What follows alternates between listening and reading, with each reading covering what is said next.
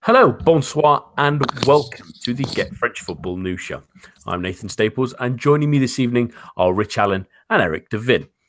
Ligue is back, and while it didn't quite have the bang we had hoped for, there certainly wasn't a shortage of talking points. But before we kick things off, here are your latest headlines. Guingamp started things on Friday with their fourth win in 5 games, beating Strasbourg away from home with a 2-0 win.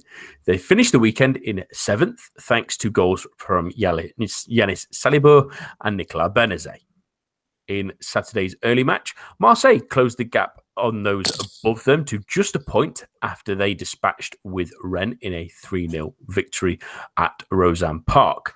Valère Germain, Morgan Sanson and Florian Thauvin all on the score sheet for l'OM. In the multiplex, Monaco were held to another draw by Montpellier, this time a goalless affair at the Stade de la Mousson, while Bordeaux won for the first time in 10 games as Gaëtan Laborde scored in the 1-0 victory over Troyes. Metz gained another point as they came from behind to draw 1-1 with Dijon. Nice are up to 6th as Pierre-Lys Melou helped them to a 1-0 win at home to Amiens, while Lille won their first game with Christophe Galtier in charge 1-0 at Caen. On Sunday, Galtier's old team, Saint-Etienne, finally won after 11 attempts with a 2-0 victory over Toulouse, with the returning Robert Beric scoring from the spot, while 10-man Angers just did enough to earn a point another point and another draw this season against Lyon. In Sunday's final game, Paris Saint-Germain continued where they left off with a 1-0 win over Nantes. However, the entire match was overshadowed by referee Tony Chaperon, seemingly kicking out at Le Canaries defender Diego Carlos, who he then booked for a second time and saw his marching orders. In transfer news, Yann M'Vila has returned to Ligue 1 as he joins Saint-Etienne from Rubin Kazan, while Montpellier may have found their Jérôme Roussillon replacement ready in the form of free transfer Ambrose Oyongo. And that's all for the news. But remember, to stay up to date with all your French football latest news, head on over to our website at www.getfootballnewsfrance.com and follow us on Twitter at GFFN. We start this week in Nantes, where a relatively uneventful match had one real talking point. Towards the end of the game, Diego Carlos is running back during a counter-attack and inadvertently trips up the referee, Tony Chaperon, who runs across his path. In a moment of what can only really be described as madness, the official kicks out at him, seemingly booking the defender for dissent afterwards, which was his second yellow, and the Brazilian was duly escorted off in frustration and bemusement. That yellow card has now been rescinded by the league. The referee will be reprimanded for his actions. He explains it as it was a reflex because of a recent injury. I don't know how to make all of this, really, Eric, but have you ever seen anything like this? No, Chaperon is definitely an experienced official. It's kind of incredible to see this. I don't rank him up there with the Ligue 1's best officials, but if he genuinely feels like Carlos ran him over, one still has to maintain one's composure, given his position, especially given the fact that it's in a match against PSG, or with PSG playing, that there are necessarily going to be a lot of eyes on it. But that said, if this were to have taken place on Friday between Strasbourg and Guingamp, I think it still would have garnered a similar amount of attention. I don't know what to say. I think that the LFP really needs to consider Chaperon's position going forward as to whether someone with this kind of temperament is suited to be a professional referee. We've seen referees in England have high opinion of themselves and perhaps act a little bit in a volatile fashion, but certainly nothing to this level. I think how the LFP handles this is going to be very closely looked at, and given the pressures of refereeing, one can't have the smallest bit of sympathy for him. It's such a strange incident, isn't it, Rich? I I don't understand what is possibly going through the referee's mind. I mean, he must only feel that Diego Carlos has intentionally tripped him up, but he's running across his path for starters on a counter-attack that could end up in a goal. And I can't understand how any referee at any level, really, even amateur level, can not have the composure not to not kick a player. I mean, even when Carlos turns around, I don't think he realizes that what the referee's done. Maybe he thinks, oh, the referee's trying to stand up and he's inadvertently sort of tapped me a little bit while he's getting back off the floor, and then all of a sudden he's sent off as well. It's peculiar and bizarre, and surely they say they've suspended him indefinitely, but this probably and almost certainly should be the end of Chaperon's career as a referee.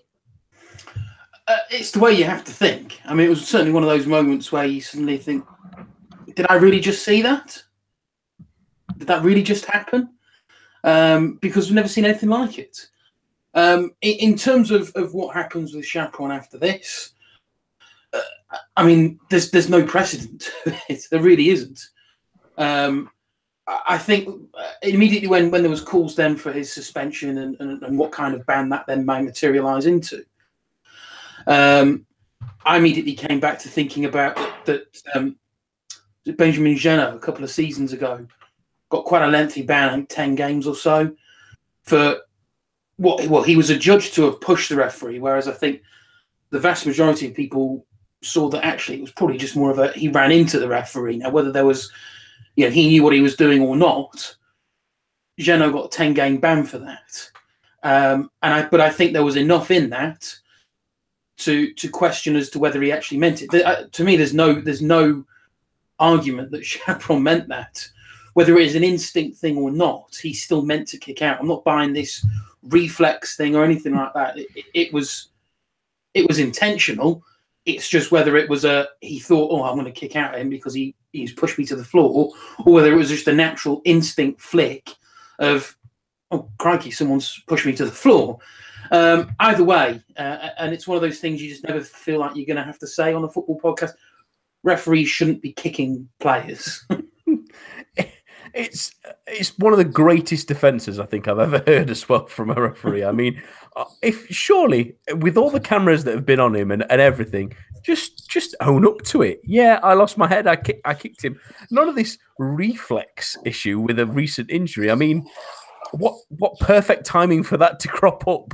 Well, if he'd initially come out straight after the game and said that, maybe more people would have thought about it. But he came out with it hours after. So everybody has seen the replays. He's seen the replays, and yet has then come out. Now, whether there's instruction from the LFP or whoever to say, Tony, look, mate, you can't come out and say I've kicked a player. Let's give you this soppy, rubbish excuse, and you're just going to have to face the consequences of that. I don't know, but all of it just baffles me. It really does. Yeah, it was really, really strange, really. And the only thing I think was, especially in England at least, enjoyed is it allowed Jonathan Pearce to sort of go into robot wars mode in terms of commentary, at least. So he didn't have to listen to some of the crazy ramblings. He just focused on the fight that was essentially happening, because there was that moment where Diego Carlos puts his hand on the referee, and you're thinking, why is he shoving the referee now? Before we've seen the incident, we're thinking, well, the Brazilian's gone a bit crazy here, but you kind of understand it in the end, really. A bit of an interesting game, really, Eric. It was a bit slow for parts. There was a disallowed goal that I'll come on to in a minute, but Paris Saint-Germain were pretty much in second gear for a lot of this game. They've still got a bit of a mixed side. They're possibly still looking at bringing a couple of players in. Lassana Diarra is still one of those names still banded around, and others as well. We've seen this quite a bit this season, really, even the first half of the season, where they win games sort of at a canter without really having to push themselves. Should that give hope to other teams in the future to get points off them? Or is this just a marker of how good Paris Saint-Germain are compared to the rest of Ligue 1 this season? I think it's sort of a mix. I think that there are certain players on this team right now who are certainly feeling fatigue. I mean, as long as Thiago Motta's been out. The midfield's been working very hard. You also had the two-game ban that was served by Cavani and Pastore, who I'm not sure whether would have been fit anyway for Sunday's match. But that placed an undue amount of pressure on other players to be playing 3 matches in the space of a week with the Coupe de France and Coupe de la Ligue matches that PSG had played. So there could fatigue be a little bit of an issue with what certainly was a sluggish performance from PSG. But the fact that they're getting it done, I think speaks to the sort of ruthless efficiency that perhaps they didn't have at times last season.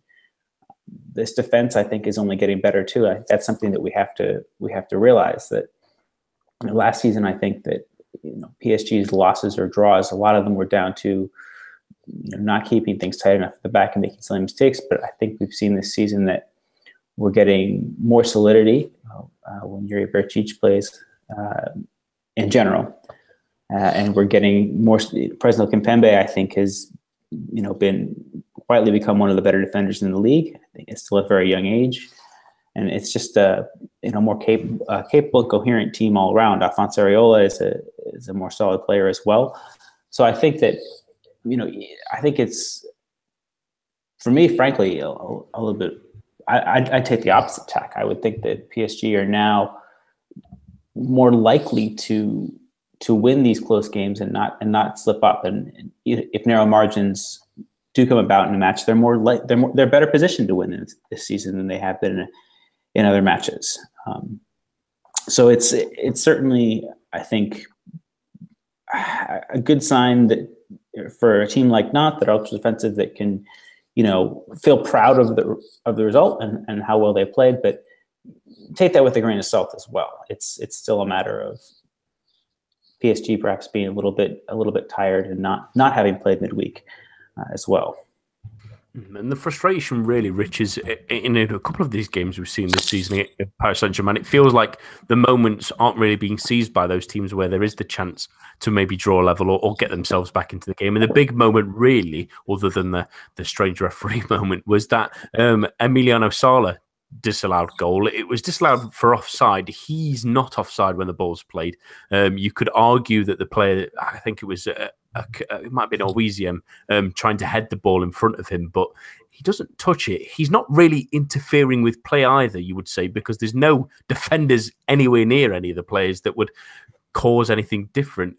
Should it be given as offside, or is that one of those ones where it's very close, but do you think they got that wrong? It's a tough one, I think, to give. I mean, obviously, I think you can see why it wasn't. Yes, those two players, before the ball had got to Salah, those two players were offside. But as you say, they didn't touch the ball. They didn't. Well, I don't think it caused too much of a distraction. I think all 3 of those players were incredibly close together, incredibly bunched together. And then it's a really good headed finish from Salah. I think Nantes can feel a little unlucky, but unfortunately it's one of those sort of, as they've kept with the offside rule as it is, if you're going to stick with those rules, then you'd probably argue that there is enough there, I think, that those players could have caused it. I personally don't, but I think trying to see it from what the referee is looking at, the lines was looking at, if he's seeing players running across the ball and getting very close to making contact with the ball and certainly going for the ball, then unfortunately I think for Nantes, the offside call is probably the right call. Yeah, it's one of those frustrating ones, isn't it? Where the rule makes sense. I mean, the player's obviously kind of interfering with play because he's right under the ball, but is he really interfering with play when there's no chance for a defender to make a difference, or a goalkeeper doesn't really stutter because he's in there, because it's not really made that much of a difference? It's a tough one. I can see why both sides will probably, well, one side will be happy, but the other will be slightly frustrated, and whether Nantes can keep that run they had towards the end of the season really going to stay in that 5th position with steam starting to climb behind them is another question for another day. But one team that is looking like they're chasing them, because it's a new year, but Gangon really continuing on a 2017 high. 5 games, 4 wins, and up into 7th now. And a month or so ago, we were a little bit worried about this team. We were mentioning that they weren't picking up the results we expected, but now they're really flying in this strange mid-table that we have logjam in there at the moment. Eric, what's changed for this team? I think it's an alteration of tactics on the part of Antoine Camboire. I think that earlier in the season he had played a 4-3-3 a lot. The players that they brought in the season, in the off season, likes of Piri, seemed to make that system more prevalent. Even when you played one of those midfielders as a more positive presence, say Ludovic Blas, I still think you ended up with a team that was a little bit static. Another thing that they've changed is Marcus Thuram has been dropped. He hasn't been played as much lately, and I think that makes that front four in a 4-2-3-1 that much more dynamic. This is a group of players who have, pace, who have technical quality on the ball. Yeah, they can be a little bit erratic. I'm thinking specifically of someone like Marcus Coco, but I think they're really a joy to watch. Both of those 2 goals that they scored against Strasbourg on Friday were really a thing of beauty, just slicing Strasbourg open on the counter and really playing some lovely one-touch football. But also the health of Nicolas Benezet. This is a player who's not had the best of luck with injuries since joining Guingamp, but has always delivered when he's played. But you watch how, in a central role too, usually he's been played on the left for most of his career, but in a central role, he has the ability to really facilitate the attack. He's got a lovely vision, and he can also score himself. I think even going back to his time at Nîmes, where he came up, he's always been a capable goal scorer when played in a more central role. But when you combine him with the likes of Salibur and Jimmy Briand, both of whom also have a good eye for goal as well, I think you've got a really multivalent attack that's really lovely to see play, and it's good to see that. I think that we need more positivity. I think that we've seen some unlikely successes this season. Caen has slipped a little bit, but they were up in the European places early in the season. Same with Nantes, same with Montpellier. But those teams are predicating their success on sort of a more negative approach, whereas I think with Guingamp, we're seeing a team show how having more of an attacking mindset can bring them to a higher level of success. So it's really good to see. I think Camboire is a really capable manager, and this is perhaps looking to be a little bit of redemption after, I think, for him personally, for fans, Guingamp will be a bit of disappointment with the way that team sort of slid back into mid-table over the course of the second half of last season. Yeah, I wanted to say, I also think that the loss of Abdul Kamara may be a blessing in disguise. I know he was somewhat of an outlay by Guingamp standards, but I think that he doesn't offer enough of a goal threat as compared to someone like Salwar playing on that right-hand side.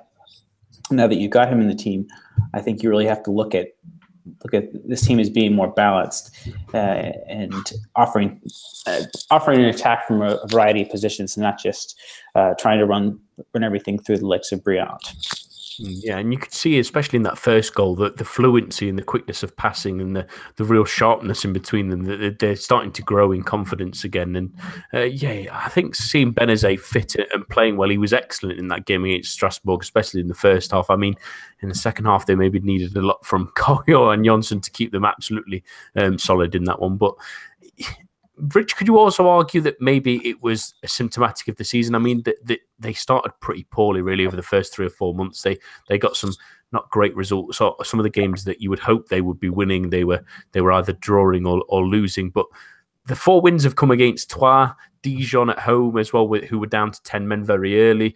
Saint-Etienne, who were on a dire run, and sort of the New Year refresh against Strasbourg. So it's always kind of difficult to tell where teams are after that winter break. Is it maybe things are starting to break for them as well as form starting to return for them? Because, I mean, looking at their next couple of fixtures, they've got, first of all, they've got Lyon in midweek, which will be a tough test to prove really how far they've come since that sort of slow start to the season.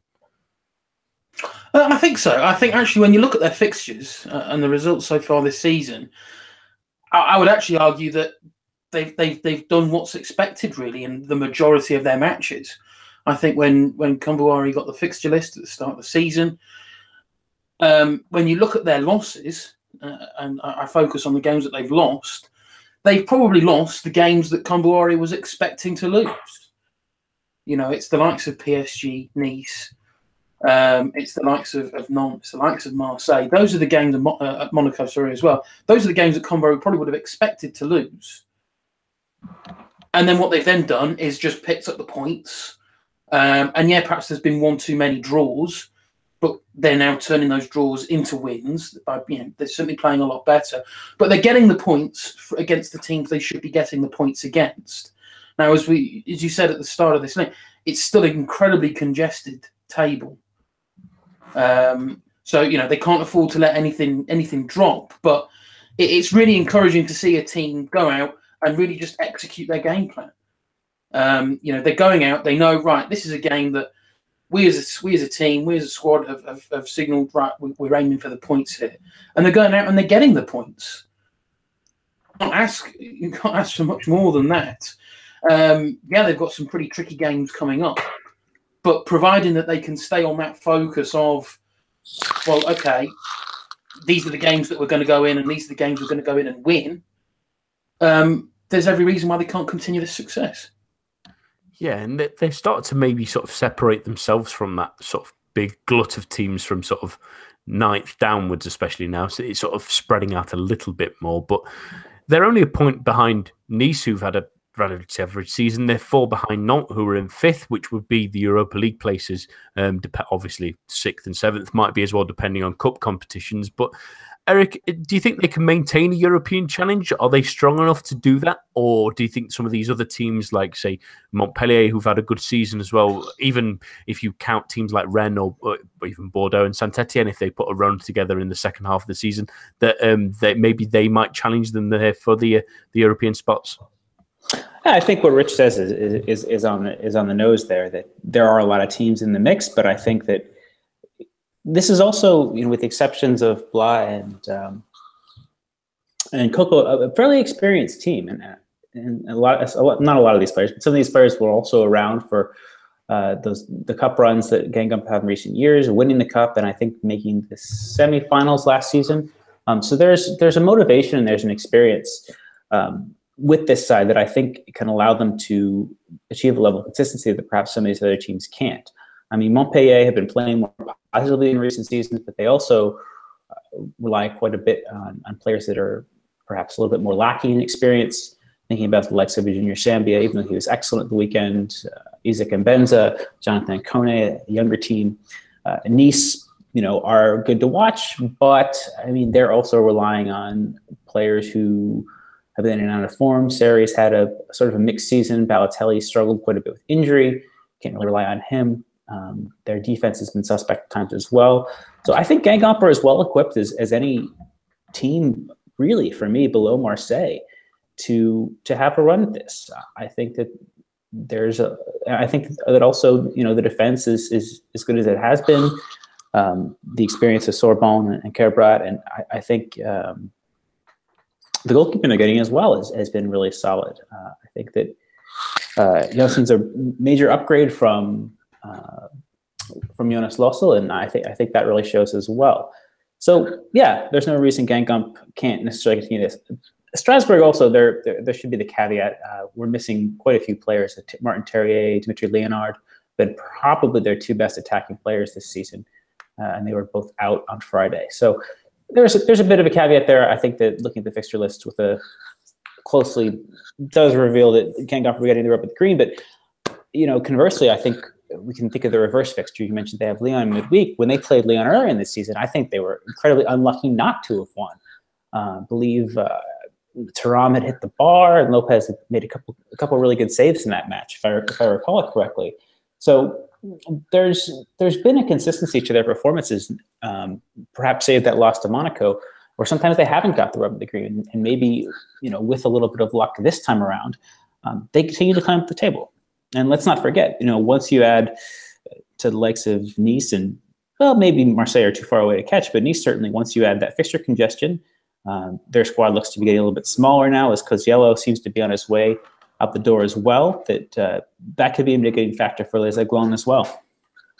Yeah, and you start to think that it might be a battle between a more entertaining side, you might say, in Guingamp, and the sort of more defensive-minded, grind-out teams like Nantes and Montpellier come come the second half of this season, really. And you made a good point about Strasbourg missing Leonard. It was a great stat from Optajon. In the 3 games he's missed, Strasbourg have lost all of them. So he's pretty key from the looks of things, really, so far this season for them. I wanted to move on now to one of the managerial appointments that we had over the winter break, really, and that's Christophe Galtier at Lille. He got off to a winning start as well this weekend with that 1-0 win. That's a decent start. They sort of weren't terrible, really, before the winter break, Rich. They seem to have maybe started to attest things, but kind of been a good side at home. They've had a really solid first half of the season. That's a really good starting victory to start building a platform for this team and going in the right direction for once. But it is, it's I think we've all said once Galtier was appointed that we would see a new Lille. There wouldn't be a focus on any kind of flashy play or attempt at flashy play. It's going to be very, very solid. It's going to be very organised. At times it's probably not going to be too pretty, but it'll be effective. And then this was the perfect start for them. There will probably be stronger tests, but kind of way, as you say, it's not the easiest of grounds to go to. Kind of quite an unpredictable team. We have seen them before turn over, much stronger and more informed teams than Lille. So to go there to get the win, it was a scrappy game. There was plenty of tackles flying in, but they got the points. And I think this is going to be a performance that's going to inject confidence in them in the new year. And as you say, it's kick-started the Galtier era, however long that will be, off to a great start. Yeah, it was a bit of an interesting one, really, if you're looking at the stats. I mean, there's some positives for Lille. I mean, Thiago Maia, for starters, is playing in a much better position for him. But then again, at the same time, Fodé Ballo-Touré is getting himself sent off and getting himself into trouble again. There's also rumours that Captain Ibrahim Amadou is getting offers here, and everywhere as well to move, and that would be a big loss. Eric, do you think this is an interesting job for Galtier to take? We all thought that maybe after leaving Saint-Etienne, he would try sort of maybe somewhere abroad or try a different kind of team. It's an interesting appointment. We all think he's a great manager, but there's still, on evidence of even this win, there's still work to do. Yeah, certainly. I think this is a really interesting appointment. I think that we had looked at Galtier's best Saint-Etienne sides as being reliant on veterans. If we think about the likes of Ruffier, Perrin, Hamouma, even a player like Vincent Pajot or Kevin Teofil Catherine, Kevin Monipake, players who've had a lot of experience in the league. He doesn't have that luxury at Lille. So he's forced to sort of have a rethink of the way he approaches things. I mean, yes, there's a fair amount of solidity here, but I wouldn't say these teams are necessarily negative in the way that Saint-Etienne often could be under his stead. I think we're seeing a little bit more of a positivity here, and he's allowing these players to play with perhaps a little bit more joie de vivre. And I'm not saying that that's necessarily manifesting itself as a lack of caution, but I think he's allowing the players to express themselves a little bit more. Whereas I think under Bielsa, I think one can sort of see these players, especially some of the younger players. You mentioned Ballo-Touré, who I'm really not impressed by. I don't think he's a Ligue 1 left back by any stretch of the imagination, at least not at this point in his career. But I digress. I think they play with a little bit less fear of making a mistake or just because of the complexity of Bielsa's system. And I think by allowing these players to express themselves both in a creative way, but also to have a more basic and simple approach that makes a little bit less ground, little less room for error, Galtier can allow this team to succeed. I'm not saying they're going to make Europe, but I'm saying that he can show himself to be a versatile manager who can succeed in more than just one way, and also allow these players to continue to grow. I think looking at that lineup that played yesterday, maybe Mendes is the oldest player at 24, 5. How old is he? 25. Yeah. So it's still it's a very young side, and I think there's a lot to be said for the way he seems to be developing this team, at least early doors. Yeah, and it's a really interesting move for him. I mean, at Saint-Etienne, he was maybe held back from trying different things, being a bit more adventurous, maybe because of obvious issues with money, but that's maybe not necessarily what he's getting at Lille as well. It's maybe a bit of a fire job at the moment with their potential financial difficulties as well. It would be really interesting to see how that one progresses really over the season, really. Time for some transfer talk, and there's plenty of it as always. The man in the headlines really right now is Malcolm, who is still rumoured to be joining possibly Arsenal now, seems to be the front runners, given that Alexis Sanchez looks like he's on the way out. It looks like that they're trying for the Brazilian to be his replacement. Rich, the Bordeaux themselves have sort of flip-flopped on this all January. I mean, earlier they said they was absolutely not going to move Jocelyn Gourvenac, came out during the weekend saying that they're not absolutely certain that he's go. It was sort of a more if he goes kind of thing. We'll get someone else in to replace him. It'll be a really big blow for them to lose him at this point. But can they resist what possibly could be a really big offer, really, from Arsenal, given what they might get for Sanchez as well? Well, I mean, it looks like it's going to be 40, 50 million euros, which is sort of almost foreign territory as far as accepting an offer for Bordeaux. Ultimately, they're not a club that has to sell. He is under contract at the minute, although as much as his agents seem to be trying to stir it up a little bit, at the minute he's just on the right side, I think, of behaving himself. There have been one or two pictures that maybe lead you to believe that his mind's drifting. But in terms of whether Bordeaux have to accept the offer, well, ultimately they don't have to accept it. They could just, it's hard pushed to say that they wouldn't be able to command this kind of fee in the summer. If anything, they may even be able to bump it up a little bit if they can, get the team performing around Malcolm to give him the support that he needs. So, I mean, it does at the minute. It is looking more like it is, and it's interesting that it's Gourvenac who's the one that's almost changed the rhetoric of it. We had all the various presidents and other board members coming out and saying, almost categorically, he will not be sold. This January he will be staying this transfer window. And then, as you say, Gourvenac was coming out and saying, well, if he goes, but he will be replaced. So it's quite interesting to hear that. That was sort of the first inkling that, well, actually, maybe it's not, a certainty that he will stay. I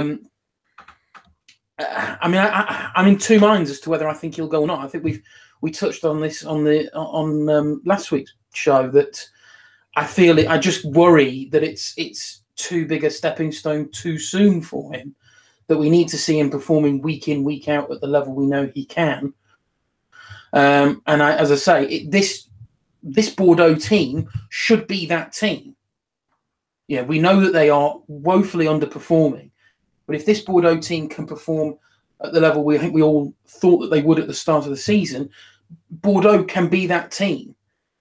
But at the minute, they're not, and therefore I just have concerns over that consistency and him making such a leap from, in a team that's playing so poorly, into thrown into this limelight of a top European side, and I do worry. I think Arsenal could be a good fit for him, but I would like to see him stay. I'd like to see him finish the season with Bordeaux, get that form going on a regular basis, and as I say, Bordeaux will still get the money in the summer.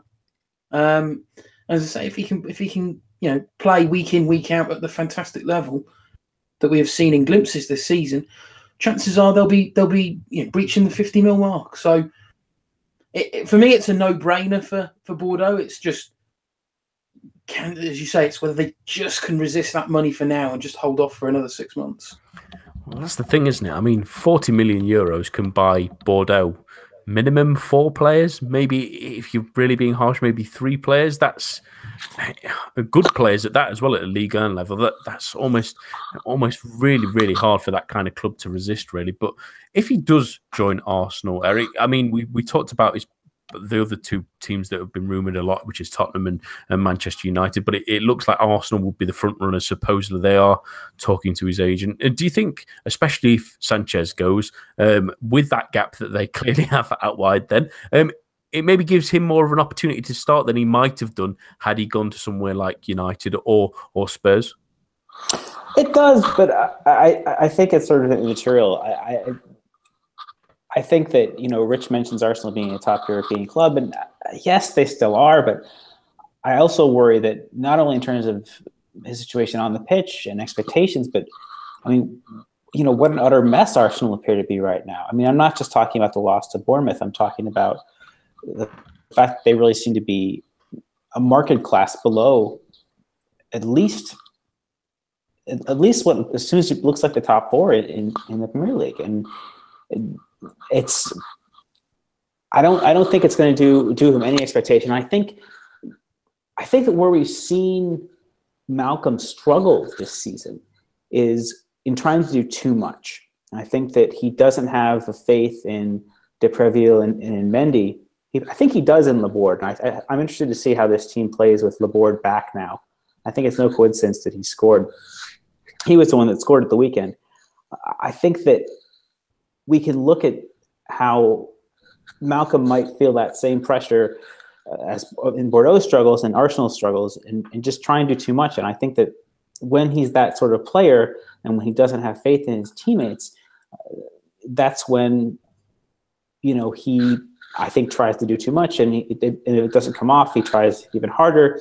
And it just becomes this sort of spiral of frustration for him. And it doesn't work out the way that he wants it to. And he's not able to show his gifts, I think, the way he can. In terms of an opportunity, I think there is something to be said for Arsenal having more of a potential place for him than the other sides, yes. But at the same time, I think the situation could really potentially be toxic for him in terms of a place to further his growth. Yeah, and you start to worry maybe as well with rumours that they might be looking at Aubameyang as well, that him and Lacazette and Ozil's contract running out, and then other spaces, it's where he fits exactly. Will he get a time to adjust, especially from January onwards, where Arsenal are desperate to try and really gain some kind of footing towards the Champions League again? It could, like you say, be a really tough venture for him to go to. Let's talk about some other interesting transfers around Ligue now, and let's go for some incoming ones now. And one I want to talk about has been confirmed in Yann M'Vila, who's returned to these shores, at least anyway, to play for Saint-Etienne. A good move for him, especially, well, at least, and a good move for the club, Rich, as well. There was a number of different Ligue 1 clubs interested in his services, and surprisingly, he had a good spell in England. It's been a bit quiet since he's been back in Russia, and there's always been a little bit of conflict. He's always seemingly wanted to come back, or outside of the Russian league, at least, anyway. But he's a good player. Attitude issues at times, but he's shown, at least in England, that he had a nice level head for a time. Is he a good signing for Saint-Etienne, given that they maybe needed an extra defensive midfielder in there? I think he is a good signing. I think he's as you say, I think he's quite a calm player on the ball. Anyway, I mean, he does have the ability to be a little hot-headed at times, but he is a calm player on the ball. He's good on the ball. It just provides a sort of relaxing, calming feel, I think, in that midfield. That he is, I still think, a really, really good player. I think a combination of poor judgment on his behalf, and bad luck have meant that we've really not probably seen as the player that we should have seen from Yann M'Vila. Russia was obviously a bad move for him. I'd like to have seen, he had a successful loan spell with Sunderland. I'd like to have seen him, perhaps not necessarily with Sunderland, but I think there were certainly other suitors in the Premiership who would have taken him on. But he went back to Russia. He's now reached that age where you do wonder we probably won't ever see how good a player he could have been. There were games when he was back playing for Rennes when he was the future. He really was. He was the future of Rennes, and countless big clubs he could have moved on to. He was the future for France, and sadly, he's just failed to deliver. And now some of that's his fault, some of that's not his fault. But making no bones about it, it's a good signing for Saint-Etienne. It's one of those great moves that's good for the player, good for the club. He had to get out of Russia. It was becoming such a, Ruben Kazan were effectively dissolved, I think, and weren't paying players and all this mess. He needed to get out. He needed to focus on his football again, get playing. And so this is a good, Saint-Etienne have had a really, really poor season so far. But this is a positive move from them. He can help shore up that defence that's been nowhere near as solid as we've seen in previous seasons. So I'm really hoping that we can at least start to see some glimpses again of that excellent player that he was sort of last time he was in France. Yeah, and looking at the Saint-Etienne midfield, Eric, I mean, Pajot, Dabo, Diuise, Hernani, Selnes, Maiga as well, they've all kind of played bit parts in bit games, and no one's really held down a solid spot, really. Do you think Yann Villa adds to the quality in that one, and possibly is that even arguably their best midfielder as well? I think at his peak, he's absolutely their best midfielder. I think there's more to come from DSA. I think he's a very young player. I think he's 20? I think the rest of those players are all somewhat limited in the way that they approach the game. And I think Mvila brings a fiery style of play and a competitive drive that, while also retaining a fair amount of quality, that those other players don't really have. I think if that managerial team of Saint-Etienne have installed, if they can look at playing a 4-3-3 and allow him to have a bit of dynamism, and then you're really going to have a balanced midfield and allow this team to take the next step going forward. Again, I think European football is still a faint possibility, but at the very least, he's going to make Saint-Etienne, a better prospect to watch, which I think is something that, even as a Ligue fan, I have a bit of a soft spot for Saint-Etienne, because I feel like, they're proudly a French club in terms of their investment and in terms of the way that they approach things. They're not spending mega bucks, and I think that there's something to be said for that from a love of the game in France. And it's good to see him being able to keep their fortunes up. When relegation had seemed a genuine concern. Absolutely. And I mean, I'm just imagining a team with Dabo and Diuise around side Villa, allowing those two to sort of be set free as box-to-box players and getting involved in attacks, while Villa sort of controls the things from the middle of the park and switches with them if they need to. He gives them extra options, I think, compared to a lot of the other midfielders. A lot of them seem to sort of pigeonhole themselves into certain spots. You think Selnes is very much a sitting midfielder. Others like Hernani is maybe more attack-minded, but can't really defend it as well. He gives them a little bit more viability of changing things if they need a two-man midfield, if they need a three-man midfield, and Villa sort of fits into both holes quite nicely. Let's do some rapid-fire real transfer news, and I'll do a player for you each, and I'll start with you, Rich, and former Rennes man Paul-Georges Ntep, who's not getting any game time at draw specialists, real draw specialists as well in Wolfsburg. Martin Smith has barely played the Frenchman. He's looking like he wants to move back to Ligue, whether that be on loan or a permanent transfer. It'd be great to see him back in the league, wouldn't it? Oh, absolutely would. He was another player I thought Wolfsburg it didn't feel like the right move for the player. I think he'd had reached that point of sort of being outgrown with Rennes. Really exciting player. It was the right time to move on, I felt. It just wasn't the right club, I think, that he chose to go to. And it's just not worked out. It's sad to see, because he can be, on his day, an absolutely electric player to watch, full of pace, full of skill. He really, really goes to the edge in terms of cockiness and sheer arrogance, but I think just about stays on the right side of that. And yeah, when he's at his best, he's an absolute joy to watch. So it's looking like it's going to be Saint-Etienne that he moves to. I think that seems to suggest that would be his favoured team. And look, if he comes back and plays for Saint-Etienne, who seems to be a sort of ground for the former Rennes players, there's quite a few of them there now. It pains me to see him back in Ligue 1 and for a club that's not Rennes, but coming into Saint-Etienne, who so obviously need, I think, that kind of player. that can provide some real energy going forward, a bit of spark, a bit of arrogance, but is also capable of providing an end product. I think that could be a great move for him. Yeah, and you absolutely nail it on the head there, Rich. They desperately need some creativity, and someone like Ntep and that arrogance and that directness that he can bring, he could be a real ideal signing for that. Another player that's being linked with a permanent move, supposedly Lille want to have Martin Terrier off their books for some reason or other. He's currently on loan at Strasbourg, but there's a number of clubs that are looking at him both here and in England. Reportedly, teams like Bournemouth are having a look at him. Do you think it would be right for him to get a permanent move away? And Eric, a move to England seems a little bit too soon, doesn't it? It does. He's also been linked with the likes of Marseille and Lyon domestically. I think that both of those teams would make more sense. I think that I could see him eventually playing a starting role on the left side of that Marseille attack, for example. I think at Lyon as well, if we see Aouar evolving in a more central role, whether it be in central midfield or what have you, I think that he could play on the left side of Lyon as well. But he also has the versatility to play as a striker. I mean, he's a thin player, but he's got a good strength about him. He could play as an orthodox striker as well.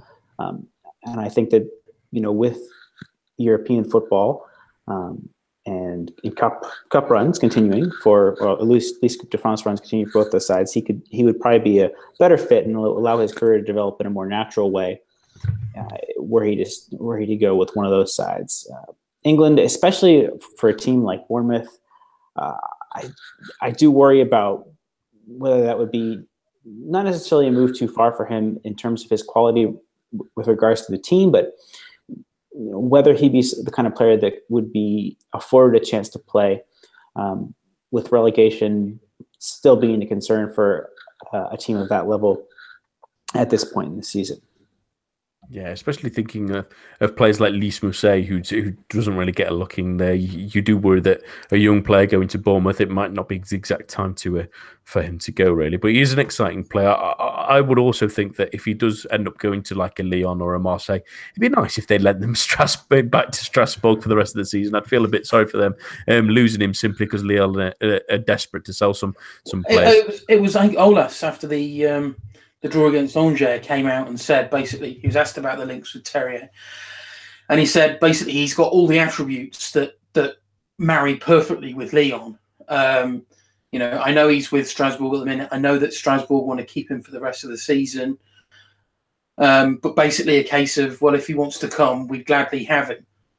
So normally when Olas says that kind of thing, too long down the line before an offer is made, and it may even be that talks have already started.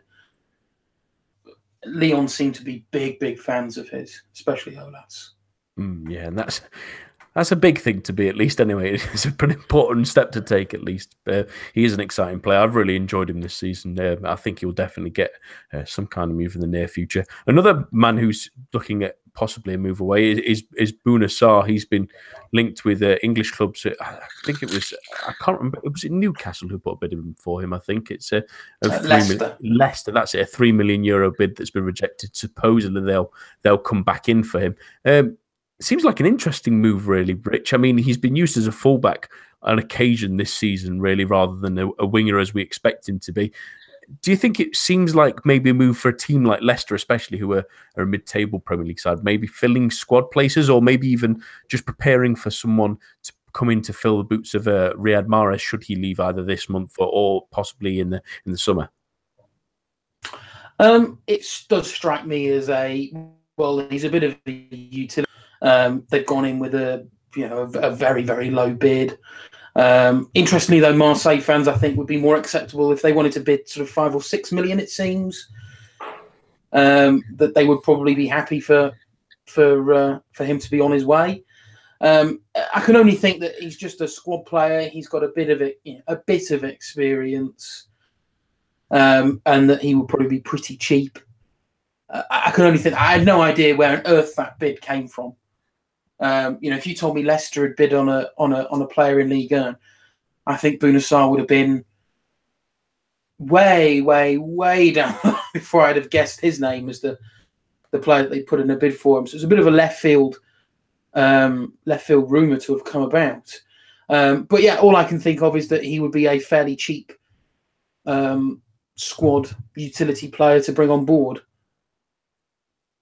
Yeah, be an interesting one, really. Especially his versatility to play fullback will really help them. Maybe remind them of someone like maybe during the title run, Jeffrey Schlupp, who they tended to play maybe a wing back role when they needed to as well. The final one I wanted to mention, Eric, is an interesting one for going out at least. Anyway, again, is Vincent Coziello, who looks like he's joining Cologne. It looked like he had a medical in the city today. Our player, a young player of the season 2 seasons ago, it hasn't really worked out for him since for Nice. And I would maybe argue that one of Favre's biggest mistakes possibly so far is not giving him more game time and allowing him to continue to grow. But it'll be a real coup for the German side, who are desperate for players to try and get them out of their current relegation plight. But he can be a really, really fantastic player if they allow him to grow, can't he? Yeah, I'm surprised. I mean, with the move, with Sari also heavily linked to an exit, you would think that Coziello would want to have a little bit more patience in terms of his developing his career at Nice. But perhaps he sees the signings of a player like Tamez, Lees-Malou, and Makengo. They signed 3 central midfielders this summer, 4 if you count Nampalys Mendy's return. And I think that maybe he took affront to that. He certainly hasn't been played that much earlier, especially in recent weeks. And I think he's someone who wants to take a step. And we've seen Germany be a very kind arena for French players in this season. I think Benjamin Pavard and Amin Harit spring immediately to mind. But the Bundesliga, I think, is increasingly a league that has seen the value in young players. And from France especially, Abdou Diallo is another player who's moved recently. And if Coziello sees Cologne as a way to further his career, I think good for him. Will Nice regret this? I think only time will tell. I think that he's, certainly he's of a good standard for Ligue 1, but is he going to be someone who challenges for a place in the national team in the near future?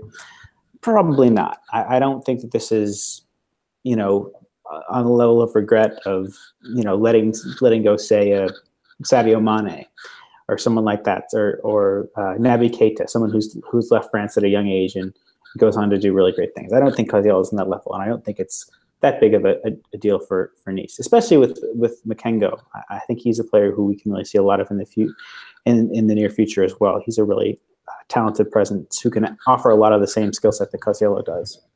I think it's an interesting one, especially like you say, given Nice's depth. You think that it does seem like a strange one, given that how good he was 2 years ago as well. It's really a shame that he's fallen off it's not fallen off the wagon, but gone from there. We want to mention something, Rich?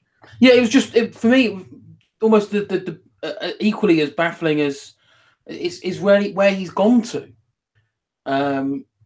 To have gone to, it's not like he's going to move into to Cologne, who are absolute rock bottom of the Bundesliga and look like they're going to have to perform some Toulouse-esque miracle to get out of that mire. It just seems like it could end up being a waste of what could have been a very, very good career. Bearing in mind some of the clubs he was linked to not that long ago. Just felt like if it almost like it wasn't advertised, he wasn't almost put up for sale. It was a case of Cologne came in and said, "Oh, you're not playing Coziello, is he free?" And Nice just went, "Well, yeah, okay." I think if he really was truly for sale, I think bigger clubs would have come for. But my fear is that he's going to have 6 months with Cologne. By what it looks like at the minute, end up in the 2nd division in Germany. And then what happens? So it's I just hope it doesn't turn out to be a not to sound too dramatic, but a career-ending move.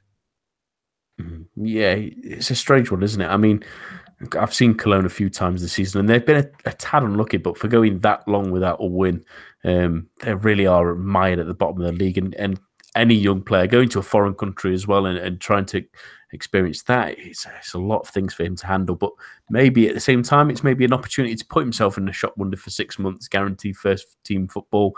Maybe it gives him the shot in the army. I think he will actually thrive in Germany. I think he could be a really, really good player, and I think he'll certainly get the opportunity. So fingers crossed.